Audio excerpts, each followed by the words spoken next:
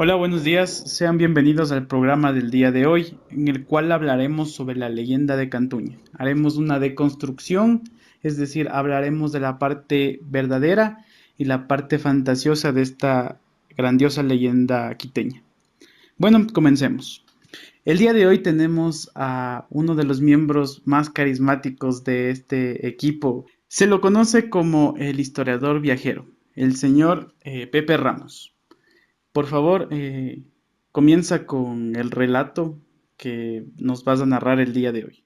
Hola amigos y amigas, seguidores y seguidoras del Chuya Gallardo City Tours. Me presento, yo soy Pepe, el historiador viajero, y el día de hoy les vamos a contar una de las leyendas más bonitas y populares que tiene nuestra ciudad.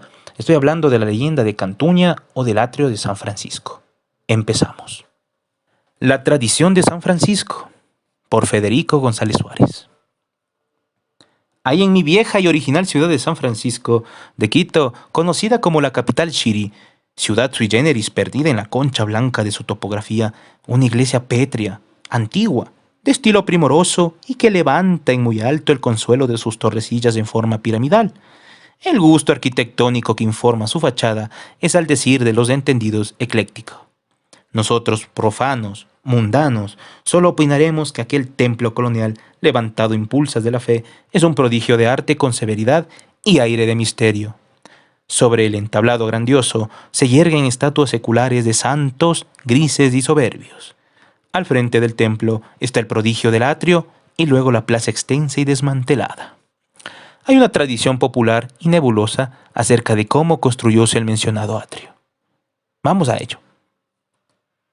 Lentos corrían los tiempos monótonos del coloniaje, un indio llamado Cantuña, impulsado quizá por la sed del oro o el ansia de grandeza, acometió la singular locura de firmar solemne compromiso para construir el atrio grandioso. Expiraba ya el plazo y la obra estaba a la mitad. Con el esfuerzo humano era imposible acabar la fábrica en el tiempo sobrante aún. Loco de dolor, jadeante, consumido por la fiebre y los temores, Cantuña se debatía en su estancia. Faltaban 18 horas para vencerse el término. Los sueños de dicha, de grandeza que alimentaba al pobre indiano, se iban abajo. Ante la terrible realidad, pronto debería estar sumido en las tinieblas de una cárcel, fría, con el sarcasmo de las gentes encima.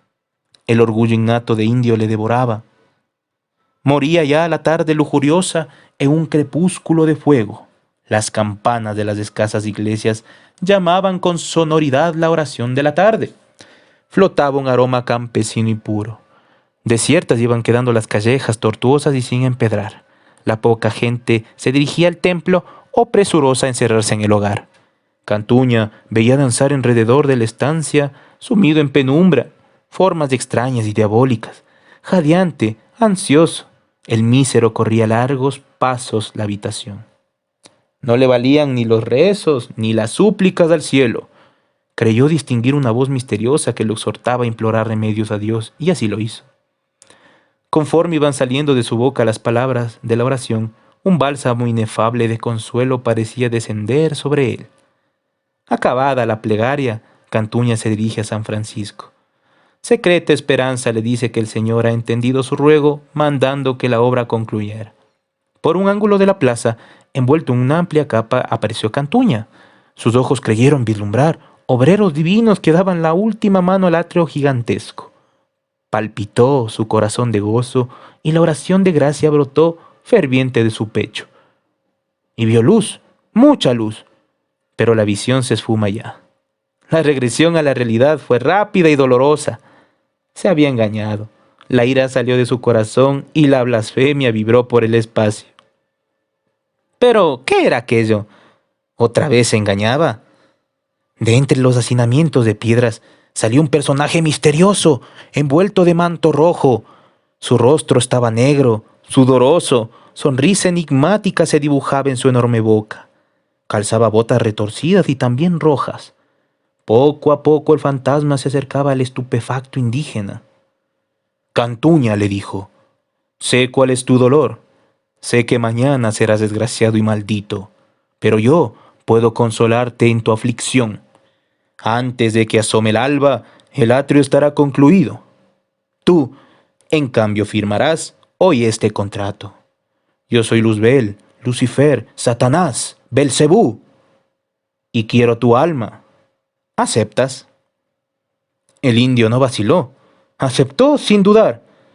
Pero si al rayar el alba, antes que se extinga la última campana del Ave María, no está construido el atrio, si falta una piedra de colocar, una sola, oye bien, el contrato será nulo. Y poco después, azorado y maldito, volvía el triste Cantuña a su vivienda. Lágrimas abundantes corrían por el rostro bronceado del indiano. Ferviente imploró el cielo perdón para su culpa y remedio para su alma. Al día siguiente, cuando empezaba a romper el alba, Cantuña se dirigió presuroso a San Francisco. La obra estaba al concluirse. Millones de diablillos rojos cruzaban como lenguas de fuego por el espacio, atareados en la construcción del atrio que majestuoso se alzaba. Y el alma, la pobre alma del indígena, estaba ya perdida. Una oración, la última, llena de fe y penitencia, salió de sus labios. Luzbel reía. Pero al día siguiente, un pálido color violeta empezó a cubrir el firmamento. Tornaban a cantar los gallos. El sol se dispersaba ya tras el Ichimbía. El indio afligido contemplaba el espectáculo. El atrio estaba al acabar. Ya estaba a punto de concluir. Lentas, graves y consoladoras sonaron las 4 campanas, heraldos de la aurora. ¡Victoria!, rugió Luzbel. ¡Victoria!, exclamó el criollo. ¡Falta una piedra! Y en efecto, un bloque, uno solo faltaba aún. El alma de Cantuña habíase salvado. Satanás, maldiciendo, se hundió en los infiernos con sus secuaces. El alma del atristado indiano estaba libre, y con evocación prodigiosa, el atrio alzábase solemne a la mirada de los creyentes quiteños. Y esta ha sido la leyenda más famosa, más popular y más querida de Quito, la leyenda de Cantuña. Espero que les haya gustado, y ahora vamos con una explicación que Álvaro nos tiene guardada para saber, para conocer cuáles los misterios que envuelven a esta leyenda, la leyenda de Cantuña. Espero que les guste y pues nos vemos en otra leyenda. Muchas gracias por esa intervención, historiador viajero. Bueno, a continuación vamos a hablar acerca de Cantuña, de la iglesia de San Francisco y de todo el mito y la realidad que engloba a este patrimonio de la ciudad. Primero, la leyenda de Cantuña se desarrolla en lo que es la iglesia de San Francisco, especialmente en el atrio, que es la parte en donde se encuentra la piedra faltante, que ya veremos en qué lugar está. Primero, unos datos. En Quito se tiene la particularidad de que los conventos son reservados para los religiosos. En cambio, los monasterios están dedicados a las mujeres que desean ser religiosas. Esto ocurre únicamente aquí en la ciudad de Quito. En otros lugares es al revés. Convento para los frailes o los monjes y monasterio para las monjas. Es por esta razón que San Francisco se lo funda con el nombre de Convento Máximo de la Conversión de San Pablo, pero comúnmente todos los quiteños la llamamos Iglesia de San Francisco o Convento de San Francisco, por la orden religiosa que ahí se desarrolla o que ahí habita. También este complejo arquitectónico es el centro religioso más grande de América, por eso se lo conoce como el Escorial de América, por los historiadores y cronistas que en la época de la colonia, en el cual fue el esplendor del arte religioso y de la arquitectura, llamaban así a lo que era San Francisco. Este complejo arquitectónico tiene una extensión de 3 hectáreas y media, en el cual están desarrollados 13 claustros, 3 templos y el atrio, que es lo que nos vamos a enfocar el día de hoy. Todo este complejo arquitectónico tiene una extensión de 4.000 metros cuadrados. El atrio y la iglesia y la fachada fueron construidas entre el año 1551 y 1575. Esto se dio cuando el rey Felipe II se encontraba reinando en España. Él comúnmente decía que San Francisco iba a tener las torres más altas de toda América que se iban a ver desde España. Hablando ya de la leyenda de Cantuña, tenemos que en esta historia se desarrolla la vida o las vivencias de un indígena, el cual se le da la tarea de crear el atrio de la iglesia de San Francisco. Pero él solo no podía lograr esa hazaña titánica, por lo que recurre a un pacto con el diablo. Desde aquí tenemos la primera curiosidad. Es una iglesia que es construida por el diablo. Esto nunca se podría dar en la religión católica, porque las iglesias son lugares santos que deben estar reservados para la oración y para la exaltación a Dios. Pero aquí se da lo que es una unión o de lo picaresco, de que el indígena quería ser un poco más inteligente que el español y se iba a pegar al lado contrario al religioso, es decir, al diablo. Es por eso que se desarrolla esta historia de esa manera. Hablando ya del personaje principal de esta historia, Cantuña. Se sabe que existieron cantuñas, dos cantuñas en realidad, los cuales se desempeñaban en la sociedad quiteña. Primero tenemos al Cantuña mítico, al Cantuña de la leyenda, el cual hizo el pacto. Este sería la parte falsa de la leyenda. Y como ya se dijo, hay dos Cantuñas que son verdaderos. El uno llamado Francisco Cantuña, el cual mandó a restaurar la capilla de Veracruz en el año de 1766. La capilla de Veracruz es la capilla intermedia entre la entrada principal a la iglesia y la capilla de Cantuña. Esta iglesia tiene tres capillas.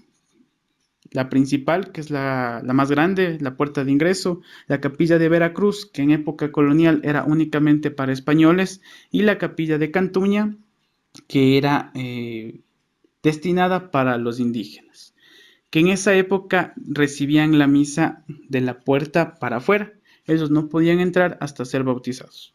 Es por esta razón que en las entradas de la iglesia siempre encontramos una pila bautismal, en donde cualquier persona que quiera ingresar al templo debía primero aceptar la religión católica, bautizarse para así poder entrar a los templos.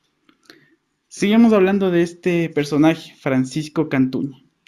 A más de dar el dinero para la capilla de Veracruz, que con este acto él se gana el derecho de poder ser enterrado en la iglesia, que si es que ustedes van a visitar el museo y la capilla, van a poder observar la tumba de Cantuña y una lápida en donde se lee el nombre de esto. También Cantuña fue un afamado herrero. Posiblemente él estudió en el Colegio San Juan Evangelista, colegio que se encuentra en la parte posterior del complejo de San Francisco. Actualmente es el Colegio San Andrés, pero en épocas coloniales era destinado para la enseñanza de las artes y oficios. Ahí este Cantuña aprendió lo que era la herrería y en agradecimiento o en donación a la iglesia construye las puertas de hierro que son el ingreso para el Museo Fray Pedro Gorcial, que es el nombre que actualmente tiene el Museo Franciscano. En este museo se encuentra una gran colección de arte quiteño, que también lo toparemos en otro programa, lo que es la escuela quiteña, lo que es técnicas de escultura, de pintura y de tallado, que es algo muy importante aquí en la ciudad de Quito. Continuemos hablando del otro Cantuña verdadero. Según se sabe, él también se llamó Francisco Cantuña, pero él tiene un origen un poco más apegado a la nobleza indígena. Se dice que en el libro La historia del reino de Quito, escrito por el padre Juan de Velasco, se nos narra acerca de un Cantuña, el cual era hijo de Hualca. Hualca era un general de los ejércitos de Rumiñahui. Comúnmente se conoce que a la caída de Atahualpa, Rumiñahui quema la ciudad de Quito y asesina a las vírgenes del sol, que se encontraban en el templo mayor ubicado en el Panecillo. Esto es una leyenda o no está comprobada porque no se han encontrado vestigios arqueológicos en el Panecillo, pero comúnmente se conocía a ese cerrito que está en el medio de la ciudad como un adoratorio para el sol. Bueno, se dice que Hualca encomendado en incendiar Quito, conjuntamente con Rumiñahui. En este incendio él muere y su hijo, Cantuña, es alcanzado por las llamas, es desfigurado y es entregado a un español. Este español se llamó Hernán Juárez. Era un hidalgo venido desde la península, el cual tuvo una pequeña tierra en lo que ahora es la calle Rocafuerte. Hernán Juárez era, como ya se dijo, un español que cayó en desgracia. No tenía dinero para su subsistencia, pero él fue muy bueno con Cantuña. Lo adoptó, lo bautizó y lo trató como uno de sus hijos. Por este gesto tan bueno que tuvo el español, Cantuña le dijo que le iba a ayudar para salir de esas peripecias económicas que tenía. Es por esta razón que el indio Cantuña entregó una parte de oro al español, que de un momento a otro mejoró su situación económica. Se dice que este oro que entregó Cantuña era parte del tesoro de Atahualpa, que él, por su padre, conocía en dónde estaba enterrado. ¿Y en dónde entra la parte del pacto del diablo? Es en esta historia. Este Cantuña, como se dijo, a la muerte del español, hereda todo el dinero que éste tenía. Cantuña comenzó a hacer donaciones principalmente a los frailes franciscanos, pero el que un indígena tuviera dinero en la época de la colonia era algo muy raro. Es por eso que muchas veces le aplicaron juicios a Cantuña. Le llamaban a declarar una y otra vez y otra vez y otra vez.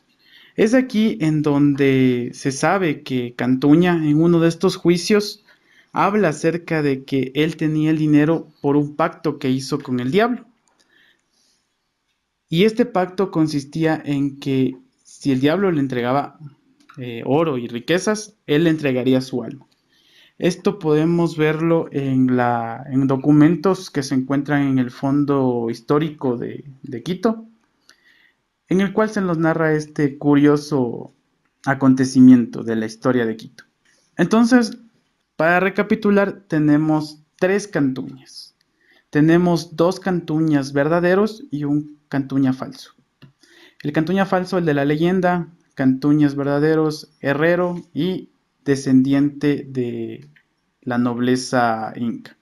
Estos dos últimos, como ya se dijo, eran personas que posiblemente existieron y ayudaron a formar la imagen heroica de Cantuña.